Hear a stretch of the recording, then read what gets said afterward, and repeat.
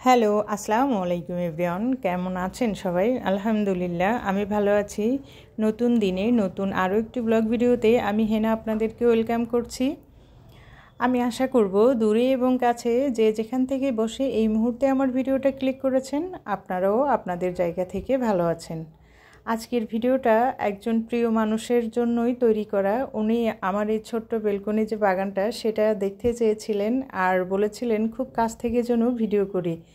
তো আমি ওনার কথা রাখার জন্য দেখেন প্রতিটা গাছের কাছাকাছি গিয়ে তারপরে ভিডিওটা করেছি। আর এই তো প্রথমে পুঁইশাক গাছ দেখিয়েছি, তারপরে মরিচ গাছের মরিচ দেখিয়েছি, এই তো বেগুন গাছের বেগুনটাও একটু দেখিয়ে দিলাম, মিষ্টি কুমড়া গাছ, তারপরে হচ্ছে কচু শাক গাছ, আরও অনেক পুঁইশাক গাছও আছে। যেহেতু আমার ওই বেগুন গাছটা মরার মতো হয়ে গেছে, দেখে ফেলেছেন যে পাতাটাও শুকিয়ে গেছে, তো নতুন আরও একটা বেগুন গাছ লাগিয়েছে, সেটাও বড় হয়ে গেছে, সেটাও আপনাদেরকে একটু দেখিয়ে দিলাম। আর এই তো করলা গাছটাও দেখিয়ে দিচ্ছি। করলা গাছটাও কিন্তু অনেকটা বেয়ে বেয়ে বড় হয়ে গেছে। আর এই যে পুঁইশাক গাছ সব মোটামুটি একটু একটু করে যেটা প্রয়োজন সব কিছুই একটা একটা করে আছে। আর ওই যে আমি সবসময় যেটা বলি, নিজের গাছের যেটাই হবে একটা পাতা সেটাও কিন্তু অনেক মূল্যবান। আর এই যে পুঁইশাক গাছটাও একটু দেখে মাশাআল্লাহ বলবেন, সেটার গ্রোথ কিন্তু অনেক ভালো। আর পাতাগুলো দেখেছেন কত বড় বড় হয়েছে। যেহেতু আমার বেলকনির ভিতরে এই গাছগুলো বেয়ে বেড়ানোর জন্য পর্যাপ্ত জায়গা নেই, তাই একটু বাইরে আমি নামিয়ে দিয়েছি। আর এই তো আমি চেষ্টা করব যে সৌন্দর্য বৃদ্ধির জন্য যাতে এই সব টবগুলোর একই কালার করে দিতে পারি।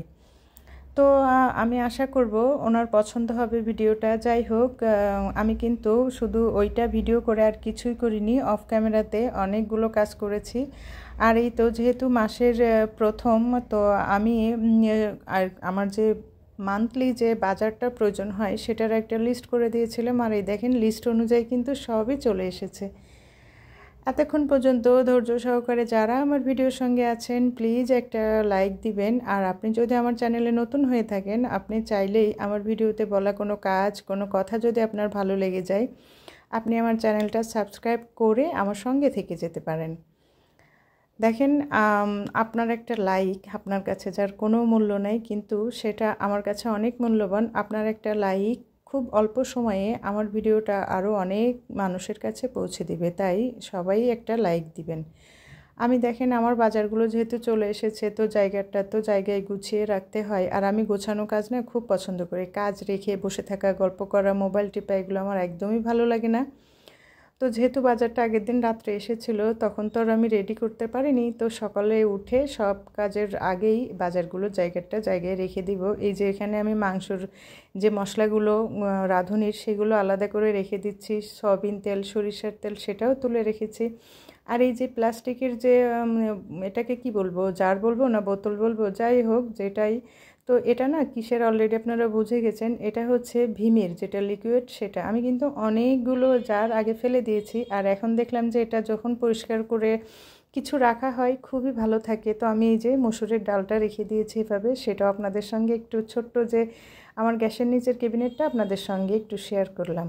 আর তারপরে যে বাকি অন্যান্য বাজারগুলো সেগুলো রাখার জন্য চলে এসেছি। আমি প্রতিটা বাজার রাখার জন্য একটা একটা কন্টেনার এইভাবে ব্যবহার করি, মানে প্রকারভেদ অনুযায়ী না সাইজটাও হয়। তো আমি প্রথম বড়টাতে কিন্তু দেখেন আমি আটা, তারপরে চা বানানোর দুধ, চিনি, তারপরে হচ্ছে পোলাও চাল, এগুলো রেখেছি। পরেরটাতে বিস্কিট, চানাচুর, মুড়ি রেখেছি। আর ছোট্ট যে জারটা সেটাতে নুডলসগুলো রেখে দিয়েছি। যখন যেটা প্রয়োজন চাইলেই আমি নিয়ে নিতে পারবো। আর এই যে সাবানগুলোও রেখে দিলাম এখানে।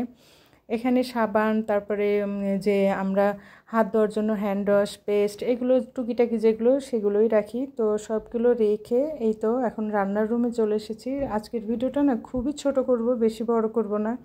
তো রান্নাটাও খুবই সিম্পল, আমি পালং শাক দিয়ে চিংড়ি মাছ রান্না করেছি। আজকের ভিডিওটা এখানেই শেষ করছি।